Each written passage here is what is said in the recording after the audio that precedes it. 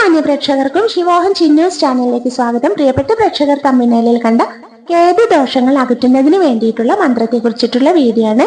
അതായത് കേതു മന്ത്രമാണ്. കേതു മന്ത്രം ജപിക്കുന്നത് നമ്മുടെ ജീവിതത്തിൽ വന്നിട്ടുള്ള കേതു ദോഷങ്ങളെ അകറ്റി നിർത്തുന്നതിനും നെഗറ്റീവ് ഊർജം ഇല്ലാതെയാക്കുന്നതിനും ഒരുപാട് സഹായിക്കുന്ന മന്ത്രമാണ് കേട്ടോ. ഒന്ന് ഒറ്റവരി മന്ത്രമാണ്. രണ്ടാമത്തേത് നവഗ്രഹ സ്തോത്രത്തിലെ കേതു മന്ത്രമാണ്.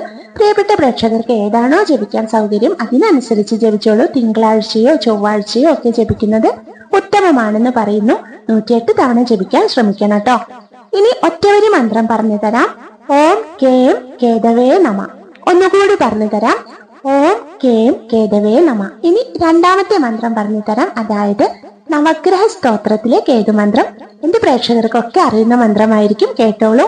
പലാശ പുഷ്പ സംകാശം താരകാഗ്രഹമസ്തകം രൗദ്രം രൗദ്രാത്മകം ഘോരം തം കേതും പ്രണമാമ്യഹം. ഒന്നുകൂടി പറഞ്ഞു തരാം.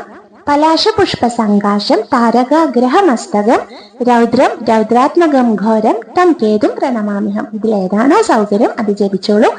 കേതു ദോഷം ബാധിച്ചിട്ടുള്ളവർക്കൊക്കെ ആ ദോഷങ്ങൾ അകറ്റി ജീവിതം ഐശ്വര്യപൂർണമായി തീർന്നോളൂ കേട്ടോ. അപ്പൊ ഇന്നത്തെ വീഡിയോ ഇവിടെ പൂർണ്ണമാവാണ്. വീഡിയോ ഇഷ്ടപ്പെട്ടാൽ ശിവോഹൻ ചിന്നു ചാനലിന് സബ്സ്ക്രൈബ് ചെയ്യണം, ലൈക്ക് ചെയ്യണം, ഷെയർ ചെയ്യണം. എല്ലാവർക്കും നവഗ്രഹ ദേവന്മാരുടെ കൃപാകടാക്ഷം ലഭിക്കട്ടെ എന്ന് പ്രാർത്ഥിക്കുന്നു. Thank you.